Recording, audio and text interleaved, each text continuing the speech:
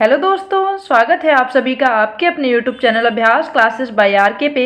आज हम देखने वाले हैं मध्यकालीन इतिहास के कुछ बहुत ही महत्वपूर्ण क्वेश्चन को, जो कि आपके किसी भी प्रतियोगी परीक्षा के लिए बहुत ही ज़्यादा हेल्पफुल होने वाला है। तो इसे लास्ट तक पूरा जरूर देखिएगा। इससे पहले हमने प्राचीन कालीन इतिहास के कुछ बहुत ही महत्वपूर्ण क्वेश्चंस को देखा है, उसे भी आप जाके जरूर देखिएगा। तो आइए आज का जो क्वेश्चन है उसे स्टार्ट करते हैं और देखते हैं। तो जो हमारा आज का पहला क्वेश्चन है, राजा जयपाल और मोहम्मद गजनी के बीच पेशावर का युद्ध किस वर्ष में लड़ा गया था? तो इसका राइट आंसर क्या हो जाएगा? 1001 में मोहम्मद गजनी था और राजा जयपाल थे, इनके मध्य पेशावर का युद्ध लड़ा गया था। आइए इसके बारे में डिटेल में देखते हैं। राजा जयपाल और मोहम्मद गजनी के बीच पेशावर का युद्ध 1001 ईस्वी में लड़ा गया, जिसमें जयपाल की हार हुई और उसे पकड़ लिया गया। परिणाम स्वरूप हार के अपमान के कारण जयपाल ने आत्मदाह कर लिया था। अगला प्रश्न हमारा क्या है? अगला प्रश्न क्या है? तराइन का प्रथम युद्ध मोहम्मद गौरी और निम्नलिखित में से किस भारतीय राजा के बीच लड़ा गया था? तो इसका सही आंसर क्या हो जाएगा? पृथ्वीराज चौहान। तो जो तराइन का युद्ध था वो मोहम्मद गौरी और भारतीय राजा पृथ्वीराज चौहान के बीच लड़ा गया था। आइए इसके विषय में पूरा देखते हैं। अगर बात करें तो मोहम्मद गौरी का असली नाम सहाबुद्दीन उर्फ मुइजुद्दीन मोहम्मद गौरी था। उसने 1175 में मुल्तान के विरुद्ध आक्रमण किया। उसने दो महत्वपूर्ण लड़ाइयाँ लड़ी। 1191 में तराइन का प्रथम युद्ध, जिसमें वह पृथ्वीराज चौहान से पराजित हो गया। अगर बात करें तो 1192 ईस्वी में तराइन का द्वितीय युद्ध, जहां पृथ्वीराज चौहान पराजित हुए और उनके द्वारा मारे गए। तो आइए अगले क्वेश्चन को देखते हैं। अगला क्वेश्चन है हमारा, महमूद गजनवी ने डैश में अपने पहले आक्रमण में हिंदुस्तानी राजतंत्र पर हमला करते हुए जयपाल को पराजित किया। तो इसका सही उत्तर क्या हो जाएगा? 1001 में, जो कि अभी हमने पहले देखा है। देखते हैं इसके विषय में। तो मोहम्मद गजनवी गजनी का शासक था, जिसने 998 ईस्वी से 1030 ईस्वी तक शासन किया। महमूद गजनवी ने भारत पर 17 बार आक्रमण किया। उसके आक्रमण का मुख्य कारण भारत की संपत्ति को लूटना था। इसने 1001 में हिंदुस्तानी राजतंत्र के सीमांत प्रदेशों के राजा जयपाल के विरुद्ध युद्ध किया, जिसमें जयपाल की पराजय हुई थी। आइए अगले क्वेश्चन को देखते हैं। अगला जो हमारा क्वेश्चन है कि दिल्ली की सुरक्षा प्राचीर में निम्न में से कौन सा इब्न बतूता के द्वारा सबसे उत्तम दरवाजा बताया गया है? तो बात करें तो इसका सही उत्तर हो जाएगा बदायूं दरवाजा। देखते हैं इसके विषय में। तो दिल्ली की सुरक्षा प्राचीर में बदायूं दरवाजा को इब्न बतूता के द्वारा सबसे उत्तम दरवाजा बताया गया। इब्न बतूता अफ्रीका के मोरक्को देश का निवासी था, जो भारत घूमने आया था। अगला क्वेश्चन देखते हैं। अगला हमारा क्वेश्चन है कि दिल्ली सल्तनत के वंशों को कालानुक्रमिक क्रम में व्यवस्थित करिए। तो बात करें दिल्ली सल्तनत की, तो सबसे पहले दिल्ली सल्तनत की शुरुआत हुई गुलाम वंश से। तो देख लेते हैं। तो इसमें ऑप्शन नंबर ए या डी में से कोई होगा। तो सबसे पहले गुलाम वंश की बात होती है। उसके बाद कौन आता है? तो खिलजी वंश आते हैं। खिलजी वंश के बाद तुगलक वंश और तुगलक वंश के बाद लोधी वंश। तो सबसे पहले 2, 3, 1 और 4, 2, 3, 1 और 4। तो ऑप्शन नंबर ए जो है बिल्कुल इसका करेक्ट हो जाएगा। तो आप देख सकते हैं इसमें दिल्ली सल्तनत के वंशों का आरोही क्रम। सबसे पहले गुलाम वंश 1206 से 1290 ईस्वी तक, खिलजी वंश 1290 से 1320 तक, तुगलक वंश 1320 से 1414 तक और सैयद वंश 1414 से 1491 तक। और लोधी वंश की बात करें तो 1451 से 1526 तक। 1526 में इब्राहिम लोदी जो थे वो बाबर के द्वारा पराजित हो जाते हैं और भारत में मुगल साम्राज्य की स्थापना हो जाती है। अगला हमारा क्वेश्चन है कि दिल्ली के हौज खास क्षेत्र में चोर मीनार डैश द्वारा बनवाई गई थी। तो बात करें तो इसका सही उत्तर क्या हो जाएगा? अलाउद्दीन खिलजी के द्वारा चोर मीनार का निर्माण करवाया गया था, जो कि दिल्ली के हौज खास क्षेत्र में स्थित है। तो ध्यान रखना है, option number A Alauddin Khilji इसका सही उत्तर हो जाएगा। तो देखते हैं इसके विषय में। चोर मीनार या टावर ऑफ थीव्स 13वीं शताब्दी की मीनार है। यह दिल्ली के हौज खास क्षेत्र में स्थित है। अलाउद्दीन खिलजी ने इसका निर्माण करवाया था। चोरी करने वालों को सजा देने के लिए इस मीनार का इस्तेमाल किया जाता था। अगला जो हमारा क्वेश्चन है वो थोड़ा सा गलत है, इनमें से देखते हैं, लेकिन इसके विषय में जब हम देखेंगे तो हमें क्लियर हो जाएगा। निम्नलिखित में से कौन से वे दो राजवंश थे जो खिलजी वंश से पहले थे? हम जानते हैं कि दिल्ली सल्तनत का जो दूसरा वंश था वही खिलजी वंश था, और इससे पहले सिर्फ एक वंश हुआ गुलाम वंश। तो इसमें ये क्वेश्चन थोड़ा सा गलत है, तो इसे हम देखते हैं, इसके बारे में पूरा डिटेल देखते हैं। तो दिल्ली सल्तनत की स्थापना 1206 ईस्वी में होती है। दिल्ली सल्तनत इस्लाम को मानने वाले संतों, विद्वानों, साहित्यकारों और शासकों की शरण स्थली बनी। दिल्ली सल्तनत पर 5 वंशों का शासन होता है। कौन कौन सा ये वंश था? तो गुलाम या ममलुक वंश, खिलजी वंश, तुगलक वंश, सैयद वंश और लोदी वंश। तो हम देख सकते हैं ये क्वेश्चन पूछा गया है कि खिलजी वंश के पहले 2 वंश कौन से थे, तो इसके दोनों खिलजी के पहले कोई 2 वंश नहीं थे, सिर्फ एक गुलाम वंश था। अगला क्वेश्चन देखते हैं। अगला हमारा क्वेश्चन है खिलजी वंश के ठीक बाद दिल्ली पर किस वंश का शासन था, तो ध्यान रखना है दिल्ली के खिलजी के बाद किसका आता है शासन, तो तुगलक वंश का शासन होता है। तो देख लेते हैं 1206 से 1526 ईस्वी तक भारत पर शासन करने वाले 5 वंशों के सुल्तानों के शासन काल को दिल्ली सल्तनत कहा जाता है। इसके बारे में हम देख सकते हैं। और 1526 ईस्वी में क्या होता है कि बाबर जो होते हैं वो लोदी वंश के अंतिम शासक इब्राहिम लोदी को पानीपत के प्रथम युद्ध में हरा देते हैं, पराजित कर देते हैं और दिल्ली सल्तनत समाप्त हो जाता है और भारत में मुगल वंश की स्थापना हो जाती है। अगला क्वेश्चन देखते हैं। दिल्ली के उस सुल्तान का नाम बताइए जिसने अपनी राजधानी दिल्ली से देवगिरी स्थानांतरित की। तो इसका राइट आंसर क्या हो जाएगा, मोहम्मद बिन तुगलक इसका सही उत्तर हो जाएगा। आइए इसके विषय में देखते हैं। अगर देखें तो दिल्ली के सुल्तान मोहम्मद बिन तुगलक ने 1327 ईस्वी में दिल्ली से अपनी राजधानी देवगिरी स्थानांतरित किया तथा देवगिरी का नाम बदलकर दौलताबाद रखा। मोहम्मद बिन तुगलक का मूल नाम जौना खां था तथा उसने उलुग खां की उपाधि धारण की थी। इसी के शासनकाल में मोरक्को का यात्री इब्न बतूता भारत आया था तथा रिहला नामक पुस्तक की रचना की थी। मोहम्मद बिन तुगलक ने कृषि की उन्नति के लिए अमीर कोही या दीवान अमीर कोही नाम का विभाग की स्थापना की थी। तो ये बहुत क्वेश्चन पूछा जाता है किसकी स्थापना कृषि के लिए की थी। इब्न बतूता किसके शासनकाल में आया था और उसकी पुस्तक का नाम क्या है। अगर बात करें तो देवगिरी या दौलताबाद की स्थापना दौलताबाद नाम किसने रखा था, तो मोहम्मद बिन तुगलक ने इसने अपनी राजधानी दौलताबाद को बनाई थी। अगला क्वेश्चन देखते हैं। 12वीं शताब्दी के अंतिम दशक के दौरान निर्मित कुव्वत अल इस्लाम मस्जिद और मीनार डैश गई शहर की प्रथम सामूहिक मस्जिद थी। तो बात करें तो इसका सही उत्तर क्या हो जाएगा, दिल्ली के सुल्तान गई शहर की प्रथम सामूहिक मस्जिद थी। तो इसका दिल्ली के सुल्तान राइट आंसर हो जाएगा। इसके विषय में देखते हैं। तो 12वीं शताब्दी के अंतिम दशक में दिल्ली के सुल्तान कुतुबुद्दीन ऐबक ने कुव्वत उल इस्लाम मस्जिद का निर्माण करवाया था। पृथ्वीराज चौहान की पराजय के पश्चात ऐबक ने इस मस्जिद का निर्माण करवाया था। यह भारत में निर्मित पहली तुर्क मस्जिद है। इस मस्जिद की सर्वोत्कृष्ट विशेषता उसका मकसूरा एवं इसके साथ जुड़ा किबला जीवान है। तो ये बहुत इंपॉर्टेंट है क्वेश्चन, क्योंकि ये कुव्वत उल इस्लाम मस्जिद जो है ये पहली तुर्क मस्जिद है भारत में। अगला क्वेश्चन देखते हैं। अगला क्या है, अलाउद्दीन के शाही दरबार को इस महान कवि ने नवाजा। तो बात करें तो इसका राइट आंसर हो जाएगा अमीर खुसरो। अमीर खुसरो जो थे ये अलाउद्दीन के दरबार में थे। आइए इसके विषय में देखते हैं। तो हिंदी खड़ी बोली के जनक तथा प्रसिद्ध शायर, गायक एवं साहित्यकार अमीर खुसरो अलाउद्दीन खिलजी के शाही दरबार के महान कवि थे। उन्होंने अलाउद्दीन सहित 7 सुल्तानों का शासनकाल देखा था। अगला क्वेश्चन देखते हैं। अगला हमारा क्वेश्चन है कि भारतीय उपमहाद्वीप की पहली महिला मुस्लिम शासिका कौन सी थी, तो रजिया सुल्तान थी। ये गुलाम वंश की शासिका थी। इनके विषय में देखते हैं। तो रजिया सुल्तान भारत की पहली और आखिरी मुस्लिम महिला शासिका थी। उन्होंने 1236 से 1240 ईस्वी के मध्य दिल्ली पर शासन किया था। रजिया सुल्तान गुलाम वंश के शासक इल्तुतमिश की पुत्री थी। अगला क्वेश्चन देखते हैं। अगला क्वेश्चन क्या है, अगला जो हमारा प्रश्न है भारत में प्रसिद्ध गोल गुंबद कहाँ स्थित है। तो भारत में जो गोल गुंबद है वो बीजापुर में स्थित है।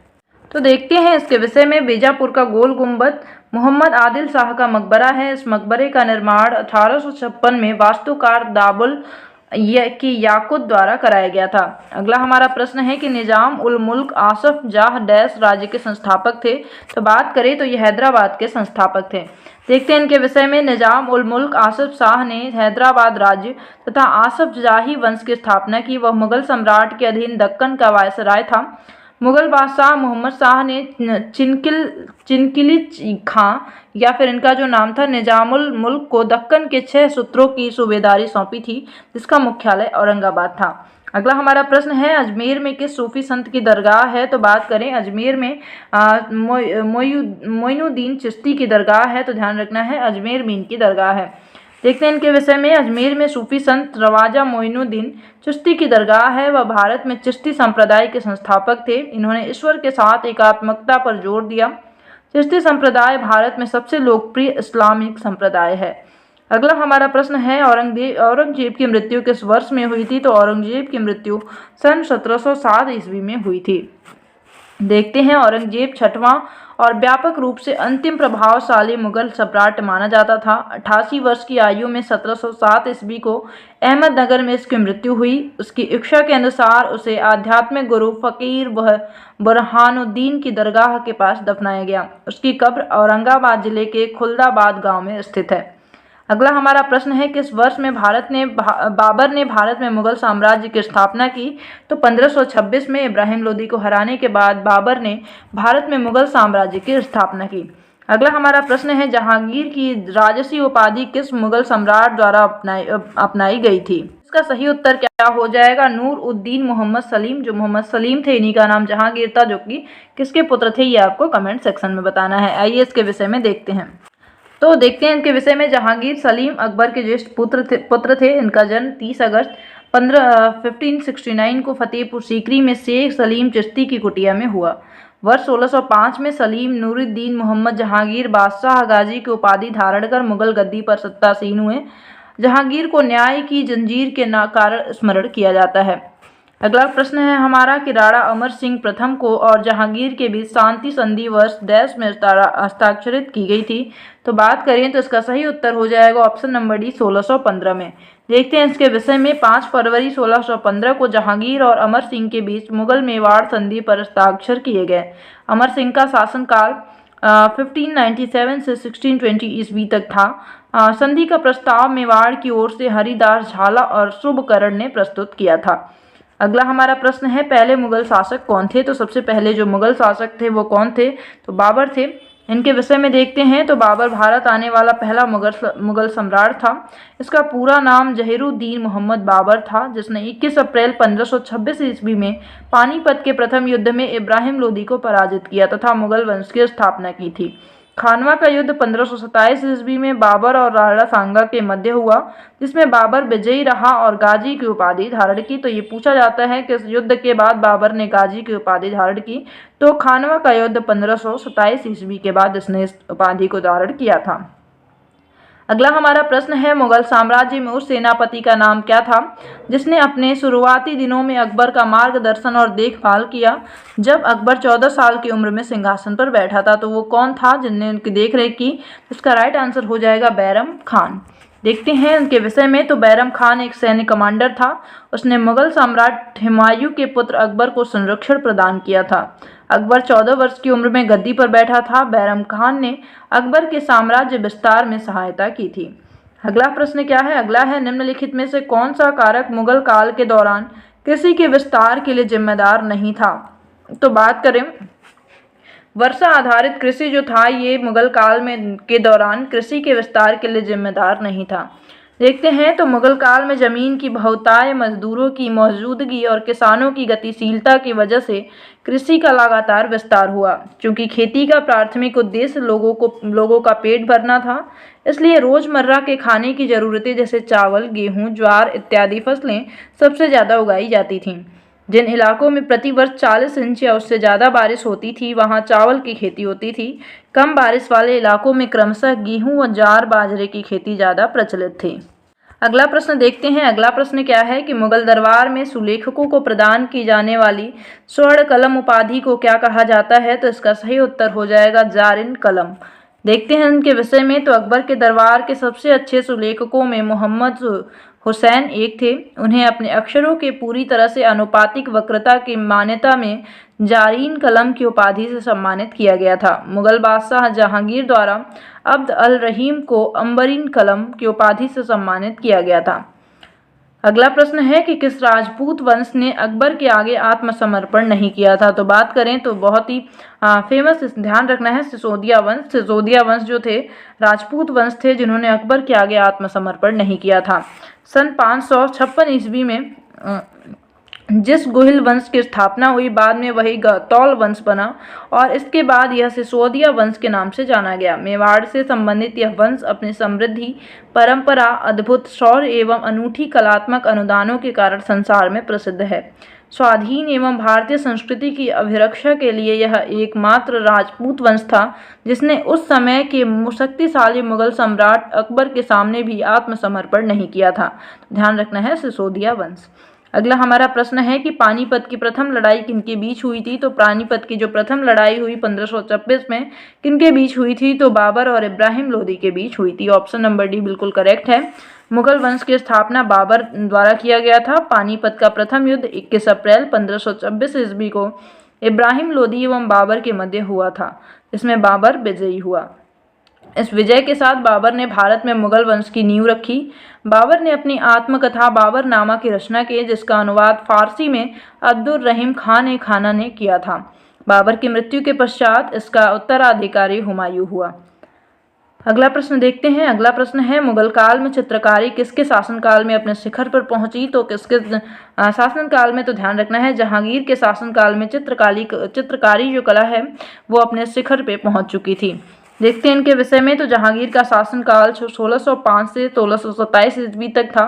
इसके शासनकाल को मुगल चित्रकला का स्वर्ण युग कहा जाता है। इसके शासनकाल में सर्वश्रेष्ठ चित्रकार उस्ताद मंसूर तथा अबुल हसन थे।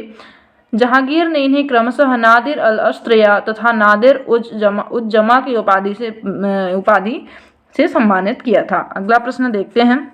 अगला हमारा प्रश्न है कि निम्नलिखित में से किस या किन कृति या कृतियों में 15वीं या 16वीं सदी के दौरान भारत में फारसी पहिया के प्रयोग के बारे में जानकारी मिलती है।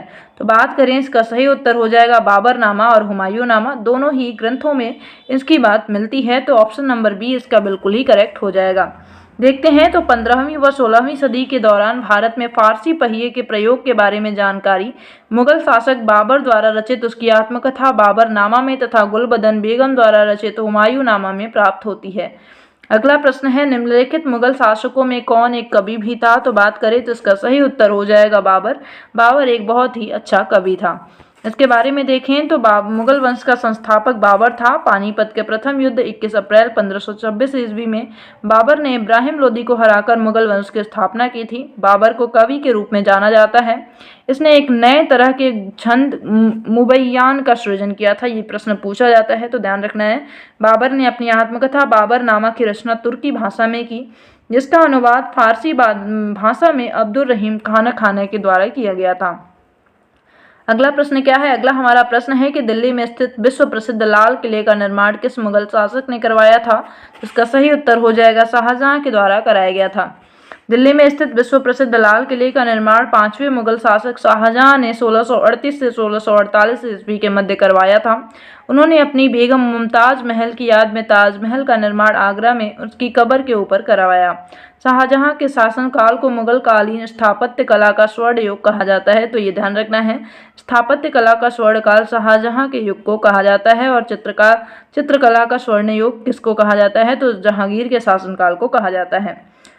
अगला हमारा प्रश्न है, अकबर द्वारा स्थापित धर्म का नाम क्या था। तो अकबर ने दीन ए इलाही धर्म की स्थापना की थी, तो ऑप्शन नंबर डी बिल्कुल ही करेक्ट है। देखते हैं इनके विषय में। तो दीन ए इलाही एक नया धर्म था जिसे तौहीद ए इलाही के रूप में भी जाना जाता था। दीन ए इलाही धर्म को सन 1582 ईस्वी में बादशाह अकबर द्वारा स्थापित किया गया था। इसमें सभी धर्मों के मूल सिद्धांतों को शामिल किया गया। इसका प्रधान पुरोहित अबुल फजल था। हिंदू राजाओं में से सिर्फ बीरबल ने स्वीकार किया था। अगला हमारा प्रश्न क्या है कि आगरा में स्थित ताजमहल सफ़ेद संगमरमर से निर्मित एक मकबरा है, जिसका निर्माण मुगल सम्राट शाहजहां द्वारा अपनी डैश पत्नी मुमताज महल की याद में कराया गया था। तो ये क्वेश्चन हमें ध्यान रखना है कि किस नंबर की पत्नी थी। तो दूसरे नंबर की पत्नी थी, तो इसका राइट आंसर क्या हो जाएगा, दूसरा। देखते हैं इनके विषय में। तो आगरा में स्थित ताजमहल सफ़ेद संगमरमर से निर्मित एक मकबरा है, जिसका निर्माण मुगल सम्राट शाहजहां द्वारा अपनी द्वितीय पत्नी मुमताज महल की याद में करवाया गया था।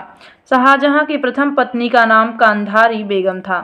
नेक्स्ट हमारा क्वेश्चन है कि दिल्ली में जामा मस्जिद किसके द्वारा बनवाई गई थी। तो बात करें तो इसका सही उत्तर हो जाएगा शाहजहां के द्वारा। देखते हैं इसके विषय में। तो दिल्ली में जामा मस्जिद का निर्माण सन 1656 ईस्वी में सम्राट शाहजहां ने सादुल्ला खां की निगरानी में करवाया था। जामा मस्जिद दिल्ली के लाल किले के 12 ऊंचे चबूतरे पर स्थित है। इसे मस्जिद ए जहां नुमा भी कहा जाता है। इस मस्जिद में 3 प्रवेश द्वार हैं। पूर्वी द्वार बादशाह के नमाज पढ़ने के लिए था तथा उत्तरी और दक्षिणी द्वार प्रजा के लिए था। अगला प्रश्न है दारा शिकोह किसका भाई था? तो बात करें दारा शिकोह शाहजहां का सबसे बड़ा पुत्र था और औरंगजेब का भाई था। ध्यान रखना है दारा शिकोह मुमताज महल और सम्राट शाहजहां का ज्येष्ठ पुत्र तथा औरंगजेब का बड़ा भाई था। दारा शिकोह का जन्म 20 मार्च 1615 ईस्वी को अजमेर में हुआ था। अगला प्रश्न है हमारा ताजमहल बनवाया गया था तो किसके द्वारा बनाया गया था? तो शाहजहां के द्वारा ताजमहल का निर्माण किया गया था। इसके विषय में देखते हैं तो विश्व के 7 अजूबों में से एक आगरा का ताजमहल मुगल शासक शाहजहां ने अपनी पत्नी मुमताज महल की याद में बनवाया था। इसके मुख्य स्थापत्यकार उस्ताद अहमद लाहौरी तथा मुख्य मिस्त्री उस्ताद ईसा खां था। अगला प्रश्न देखते हैं कि मुगल राजवंश का संस्थापक कौन था? तो ये बहुत बार हम देख चुके हैं, तो बाबर इसका संस्थापक था। इसके विषय में हम देख चुके हैं। आइए अगले प्रश्न को देखते हैं। अगला प्रश्न हमारा क्या है कि शाहजहां के 4 पुत्रों में किसने अथर्ववेद का अनुवाद करवाया? तो बात करें दारा शिकोह जो थे इन्होंने अथर्ववेद का अनुवाद कराया था। देखते हैं इनके विषय में। तो शाहजहां के 4 पुत्रों में से दारा शिकोह ने अथर्ववेद का अनुवाद कराया। दारा शिकोह मुमताज महल और सम्राट शाहजहां का ज्येष्ठ पुत्र था। सूफीवाद और तौहीद के जिज्ञासु दारा ने सभी हिंदू और मुसलमान संतों से सदैव संपर्क रखा। वह प्रतिभाशाली लेखक भी था। सफीनात अल औलिया और सकीनात अल औलिया उसके सूफी संतों के जीवन चरित्र पर लिखी हुई पुस्तकें हैं। उपनिषदों का अनुवाद उसने सर ए अकबर सबसे बड़ा रहस्य नाम से किया है, तो ये भी ध्यान रखना है। अगला क्वेश्चन देखते हैं निम्नलिखित में से किस युद्ध के बाद भारत में मुगल साम्राज्य की स्थापना होती है? तो ये भी हम कई बार देख चुके हैं। पानीपत का प्रथम युद्ध इब्राहिम लोदी और बाबर के मध्य। अगला क्वेश्चन देखते हैं। अगला ये पानीपत का युद्ध आप ध्यान रख लीजिएगा कि प्रथम युद्ध 1526 में होता है। 1556 में पानीपत का दूसरा युद्ध होता है और 1761 में पानीपत का तृतीय युद्ध होता है। अगला हमारा प्रश्न है पानीपत की पहली लड़ाई किसके सेनाओं के मध्य हुई? तो इसका राइट आंसर क्या हो जाएगा? पानीपत का जो प्रथम युद्ध बाबर और इब्राहिम लोदी के मध्य होता है। अगले प्रश्न को देखते हैं। अगला हमारा प्रश्न है भारत में मुगल साम्राज्य का अंतिम शासक कौन था? तो बात करें भारत में जो मुगल साम्राज्य थे उनके अंतिम शासक बहादुर शाह जफर थे। इनके विषय में देख लेते हैं। भारत में मुगल साम्राज्य का अंतिम शासक बहादुर शाह द्वितीय था, जिसे बहादुर शाह जफर भी कहा जाता था। बहादुर शाह द्वितीय उर्दू के सुप्रसिद्ध शायर थे। उन्होंने वर्ष 1857 के प्रथम भारतीय स्वतंत्रता संग्राम में भारतीय सिपाहियों का नेतृत्व किया। युद्ध में हार के बाद अंग्रेजों ने उन्हें बर्मा वर्तमान के म्यांमार में भेज दिया, जहां उनकी मृत्यु हो गई थी। अगला प्रश्न देखते हैं। अगला हमारा प्रश्न है निम्नलिखित में से कौन अकबर के दरबार का नौरत्न नहीं था? तो बात करें तो राजा भारमल अकबर के दरबार के नौरत्नों में शामिल नहीं थे। देखते हैं इनके विषय में कि अकबर का जन्म 1542 ईस्वी में हुमायूं के प्रवास काल के दौरान अमरकोट में हुआ था। अकबर का राज्याभिषेक 1556 ईस्वी में हुआ। अकबर के नौरत्नों में राजा भारमल शामिल नहीं थे। अकबर के प्रमुख नौरत्न कौन कौन से थे? तो इसे नोट कर लेना है। बिरबल, अबुल फजल, तानसेन, अब्दुल रहीम खाने खाना, मान सिंह, राजा टोडरमल, फैजी, फकीर अजीउद्दीन, मुल्ला दो प्याजा, ये सभी क्या थे? अकबर के नौरत्न थे। अगला हमारा प्रश्न है मुगल व राजपूतों के बीच खानवा का युद्ध कब हुआ? तो इसका सही उत्तर ऑप्शन नंबर बी 1527 ईस्वी में। खानवा का युद्ध 17 मार्च 1527 ईस्वी को बाबर एवं मेवाड़ के राजा राणा सांगा के मध्य लड़ा गया। इस युद्ध में बाबर ने मुसलमानों को तमगा कर से मुक्त कर दिया तथा राणा सांगा के विरुद्ध जिहाद का नारा दिया। खानवा का युद्ध जीतने के बाद बाबर ने गाजी की उपाधि धारण की थी। अगला प्रश्न देखते हैं। हुमायूं का मकबरा इनके द्वारा बनवाया गया था। तो हुमायूं का जो मकबरा है वो किसके द्वारा बनाया गया? तो हाजी बेगम के द्वारा बनाया गया था। देखते हैं इसके विषय में। तो हुमायूं का मकबरा, हुमायूं की मृत्यु 1526 ईस्वी में पुस्तकालय की सीढ़ियों से गिरने के कारण हुई। उसकी पत्नी बेगा बेगम, जिसे हाजी बेगम भी कहा जाता है, ने 1569 से 1570 ईस्वी में दिल्ली दीन पनाह में मकबरे का निर्माण करवाया। यह मकबरा पार्सियन, तुर्की तथा भारतीय संस्कृति से प्रभावित था, जिसके वास्तुकार मीरक मिर्जा गियास थे।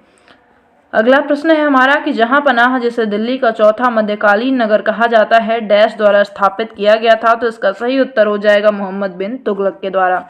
देखते हैं इनके विषय में। तो दिल्ली स्थित जहां पनाह नगर, जिसे दिल्ली का चौथा मध्यकालीन नगर कहा जाता है, मोहम्मद बिन तुगलक द्वारा स्थापित किया गया था। जहां पनाह नगर की सीमा पिथौरागढ़ और खीरी दोनों के परकोटों को मिलाकर बनाई गई थी।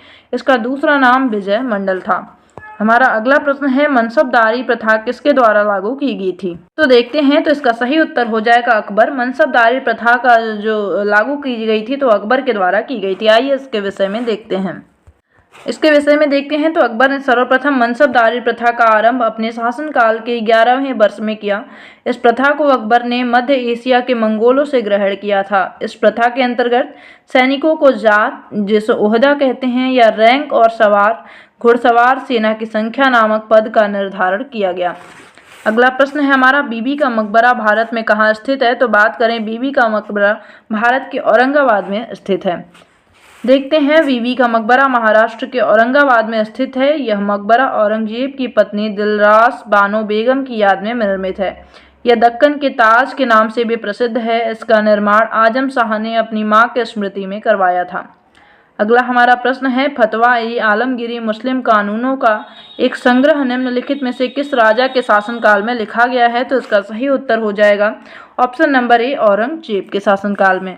देखते हैं इनके विषय में। फतवा-ए-आलमगीरी मुस्लिम कानूनों का एक संग्रह है जो मुगल शासक औरंगजेब के शासनकाल में लिखा गया था, जिसमें स्पष्ट वर्णित किया गया है कि मुसलमानों के लिए जिहाद सबसे पवित्र कार्य है। अगला प्रश्न है हमारा, खानवा में बाबर ने राणा सांगा को किस वर्ष में हराया था। तो खानवा का युद्ध 1527 ईस्वी में हुआ था, जिसमें राणा सांगा की हार हुई थी। देख लेते हैं, तो ये सभी युद्ध हैं जो कि बाबर के द्वारा लड़े गए थे। पानीपत का प्रथम युद्ध सबसे पहले लड़ता है बाबर इब्राहिम लोदी के साथ, और उसमें बाबर विजयी हो जाता है। कब होता है? 1526 में। उसके बाद खानवा का युद्ध होता है और मार्च 1527 ईस्वी में राणा सांगा के साथ ही होता है, और इसमें भी बाबर विजयी होता है। फिर होता है चंदेरी का युद्ध, जिसमें मेदिनी राय एवं बाबर के मध्य होता है, और ये 1528 ईस्वी में होता है। बाबर इसमें विजयी रहता है। फिर होता है घाघरा का युद्ध, जो कि मई 1529 ईस्वी में होता है, जो कि अफगानों के विरुद्ध बाबर लड़ता है और बाबर इसमें विजयी होता है। अगला प्रश्न है हमारा कि पानीपत का द्वितीय युद्ध किस वर्ष में लड़ा गया था। तो इसका उत्तर आपको कमेंट सेक्शन में बताना है। आइए अगले प्रश्न को देखते हैं। तो देखते हैं, अगला प्रश्न है हमारा, किस वर्ष शेर खान ने हुमायूं को चौसा के युद्ध में हराया था। तो इसका सही उत्तर हो जाएगा 1539 में। तो ये चौसा का युद्ध होता है। और देखते हैं इसके विषय में क्या है कि चौसा का युद्ध 25 जून 1539 ईस्वी में गंगा नदी के उत्तरी तट पर शेर खां और मुगल बादशाह हुमायूं के मध्य होता है। इस युद्ध में हुमायूं पराजित हुआ तथा गंगा नदी में कूद गया और उसकी जान एक निजाम नामक भिस्ती ने बचाई। शेर खां विजयी रहा तथा शेर शाह की उपाधि धारण किया तथा अपने नाम का खुतबा पढ़वाया और सिक्के भी चलवाए। तो ये आज के हमारे मध्यकालीन इतिहास के कुछ बहुत ही महत्वपूर्ण प्रश्न थे, जिनके विषय में हमने पूरा डिटेल में जाना। आई होप कि आपको वीडियो पसंद आई। अब हम कल से देखेंगे आधुनिक भारत के इतिहास के महत्वपूर्ण प्रश्नों को, तो इसे देखना मत भूलिएगा। तो चलिए फिर मिलते हैं अगली वीडियो में। तब तक के लिए bye bye. Have a nice day. Thank you so much.